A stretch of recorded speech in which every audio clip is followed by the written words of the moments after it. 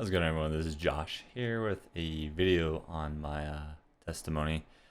A few of you know that I've been struggling with ulcerative colitis for a while now, but not many of you know the depth of kind of the struggle I had to go through, and I kind of want to share that, with you guys. And I feel like I'm ready, and definitely a new chapter in my life has kind of happened, and with all the stuff that's going on, I'm just going to take this opportunity to kind of invest in others as well. So without further ado, here's my testimony. I've been facing UC or ulcerative colitis for about 19 years now. Basically what I would feel was, pain, extreme discomfort, diarrhea, like the list can go on and on of what I truly, had and all the symptoms, but it was 24/7.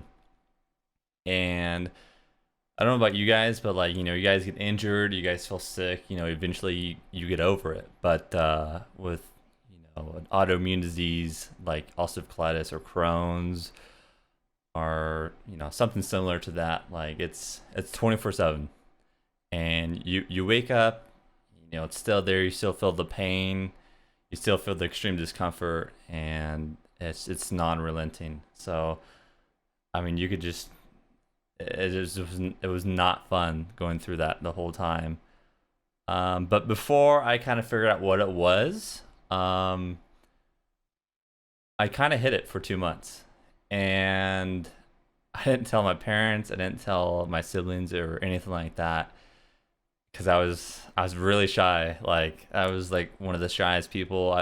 I'm homeschooled, so like that's probably one of the biggest struggles homeschoolers go through is being super shy, and I probably was one of the worst at it. I couldn't even order food from Taco Bell. It was that bad. Like it was terrible. So I didn't tell my parents for 2 months, and I don't know how I did it. And for those 2 months, I was going to the bathroom like 40 times a day. um you go, you sit down, you guys are relieved, but for me, like there was never a relief feeling. You get up, you feel like we'd have to go again, and it was just unrelenting, and I couldn't hide it anymore. And eventually I told my parents about it, and I went to the family doctor, and they suggested I get a CAT scan. So I went to go get a CAT scan, and before I could get back home from the drive, I got a call from the doctor saying that, hey, you need to come in right away. Like I didn't even get home. So I went straight there, and I sat down, and then they said, hey, this is 50/50. It's cancer. All my lymph nodes were swollen. My spleen was swollen. My large intestine, some of my small intestines were like extremely swollen, and I didn't really know what to think at that time, because there's really no thinking. Everything just kind of came so fast, and um,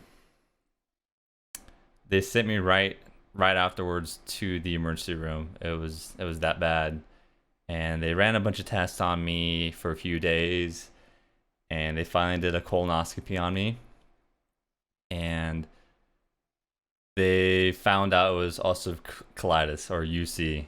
I'll just say UC for short because it's easier to say that. So UC, was the verdict, and medications was my life after that for the next 10 years, and that's basically what would keep my symptoms down, basically keep me alive. And that would keep me from having surgery. They were thinking about cutting out my large intestine as well during that time, but I never went through with it, thank God. But I was basically housebound for the first 2 years when I got diagnosed. I couldn't go out, even take a car ride to anything. 5 minutes in the car was painful. Um, yeah, I just didn't have a life. I had no friends, and I basically started playing video games. That's all I could do. Like, I'm 19. Like, what am I gonna do? So for those first 2 years, it was just gaming, and I got really good at games, and Call of Duty was my thing. Um, I didn't have any friends. I didn't have a life, and holding the job down, it was almost impossible. So there was really there's really nothing I could do. I don't know how to describe it to you guys, but like just it's like what we're going through now, but like for 2 years. So yeah, you can imagine how I feel and how crazy I went. But I mean, I got used to it. It's not until I went on a minge retreat, probably about I'm gonna say probably 5 years ago. I'm gonna say 5 or 6 years ago. I went on minge retreat with my dad. And at that time, like, I don't know how I did it. I don't know why I did it, because I would not eat for like a whole like 2 days just to do something. And I'm sure that I didn't eat to go on that car ride there for like, 6 or 7 hours was impossible. But not eating anything, so there's nothing in your system. That's what I did most of the time when I had to do something. So somehow I got there, no problem. But my stomach was just thrashed, and I didn't know how to control it at that time. And I remember one night, there's these, all the men were singing basically in unison. It was just like something I've never, it wasn't the regular church, I guess, worship, you could say. It was more of everyone was together and singing their heart out. They were on fire. And I just remember sitting there going, like I couldn't think, because I was just feeling the pain in my side, my stomach, like nonstop, and I wasn't feeling it like everyone else was. And at that time, like, I got super emotional, and I couldn't handle it, so I had to walk out. And in the middle of the night, I just tried to find some place to hide. And I came upon this tower built out of 2x4s, and I remember walking up it and laying down.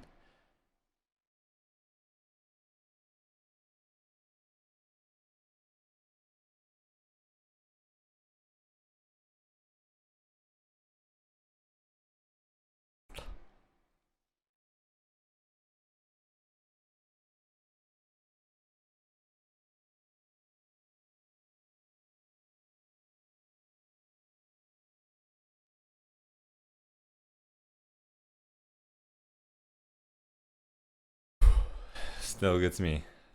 Basically, I said,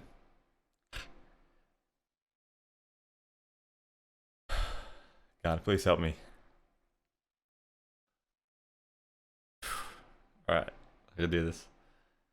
So that moment on, I just made a habit, like, every night to, you know, just lay down and look at the stars and kind of ask them for help.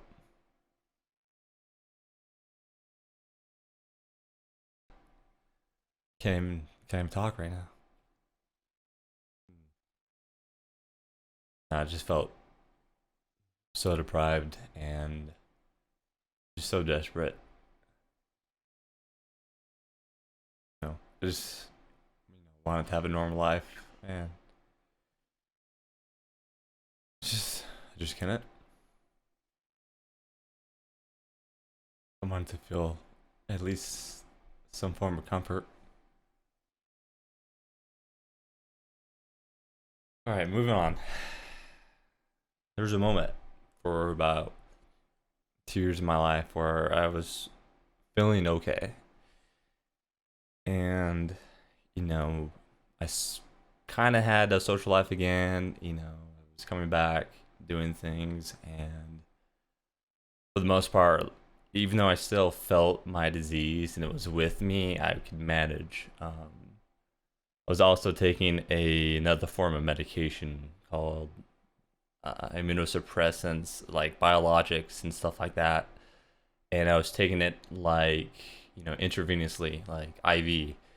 Um, and I would have to, go every 2 weeks, sometimes every 8 weeks later on. Um, but my body got more and more used to the medications I was taking, and it basically, my body would react to certain drugs as well. Like, you would feel like a warm sensation like all throughout your body, and you just wouldn't feel good taking some of these medications. And it was, basically that went on for probably 6 years. And I was basically on my last medication that they had, you know, and it seemed to be working at that point in time. And that was just basically it. Like, if this wasn't gonna work out, then nothing was. But for 2 years of my life, I somehow got through it. And one day I felt really, really sick, and I decided to, hey guys, I can't work anymore. And I went probably home like 3 hours earlier than normal from work, and I basically laid down in my bed, and I basically couldn't really move. And I just remember getting in the bathtub and turning on hot water, which is probably a mistake. I shouldn't have done that. Like, I got really, really hot, and I'm the type of guy who doesn't want to go to the hospital. And I remember telling my mom, I need to go right now. I don't know what's wrong. Like, I just need to go. And we got in the car. This is like middle of the night, probably 12 o'clock at night. And I remember going from Rancho to Roseville felt like hours. And I was just moaning the whole way there, not doing good. I remember just thinking about, I just wanted this to be done. And I was just kind of done. I was fed up. And I was just tired of fighting this battle. I don't know how else to describe it. It was just, it wasn't suicidal, but I was just mentally done. I didn't want to face this disease anymore. I didn't want to I couldn't handle it. And I just remember thinking about that the whole drive there. The time I got there, there's probably like 4 nurses like at the reception desk. And this is the ER, by the way. I went into the ER, and they basically looked at me and like, okay, something's wrong with that kid. something's really wrong. Like, his mom's helping him walk. Like, I passed like 20 people, got taken care of right away. They did my vital signs. I got admitted. I got a bed, and then the head doctor comes in. After doing a few tests, blood tests, is like, hey, like, you have sepsis, basically. And basically the only way to take care of that is like a wave of antibiotics like put in your body. But after that, surgery came up again, and the doctors were thinking about, hey, let's cut his large intestine out. And technically I'd be cured, but I still have the symptoms again, so I didn't see why doing that would help benefit me. I know a lot of people who go through with it say it's great, but in my case, I'm a fighter, and I'd rather die than have like my large intestine cut out. That was my mindset. So at that point in time, I basically said, no more medications, no more doctors. I'm gonna do everything I can to basically fight for myself, to kind of take my health into my own hands, to do everything I can to make myself better instead of listening to what the doctors have to say or what anyone else has to say. I'm gonna do it myself. And then like I basically researched a bunch of things about health, the way you eat, lifestyle. I was my own guinea pig for like 2 years after that. It was the best thing I could have done for myself by far. I remember the doctor telling me when I was kind of making this decision for myself, he was warning me, hey, if you get off medications, like, something worse might happen, like you might die, or like, you're really gonna have complications. And I kind of told him, well, this is my decision. He was really mad at me, but it worked out. And I think the first 3 months that I kind of started changing my lifestyle was where I truly started feeling better than I ever have been since taking medications, and that was amazing to me. Um, Going through with my sickness has really kind of changed me, you know, to be more in tune with God, more in tune with other people who suffer as well, and my heart kind of is a little bit tender towards that spot now.